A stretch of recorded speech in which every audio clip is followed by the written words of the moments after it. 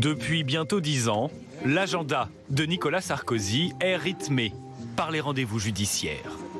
Il y a d'abord eu l'affaire Bettencourt. Mise en examen pour abus de faiblesse de l'héritière de L'Oréal, l'ex-président obtient finalement un non-lieu en 2013. On a expliqué aux Français que j'étais mouillé dans l'affaire Bettencourt, que j'avais estorqué de l'argent à une vieille dame. 2 ans et demi d'enquête, 4 perquisitions, 22 heures d'interrogatoire. À l'arrivée, non-lieu. D'autres affaires visant Nicolas Sarkozy ont abouti à des non-lieux. L'arbitrage Crédit Agricole Bernard Tapie, mais aussi l'affaire des jets privés ou encore l'affaire des sondages de l'Élysée. Manque d'éléments à charge ou immunité présidentielle, dans ces 3 affaires, Nicolas Sarkozy est sorti blanchi. Plusieurs non-lieux, mais aussi une condamnation dans l'affaire dite des écoutes. C'était le 1er mars dernier.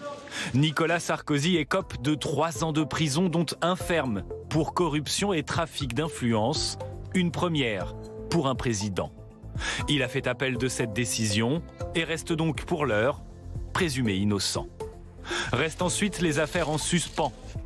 L'affaire Karachi, où il apparaît comme témoin assisté, mais aussi les soupçons de financement libyen lors de sa campagne 2007.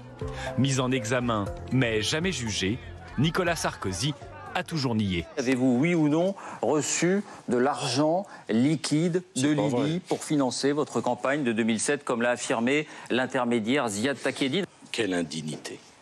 Vous n'avez pas honte de donner écho à un homme qui a fait de la prison.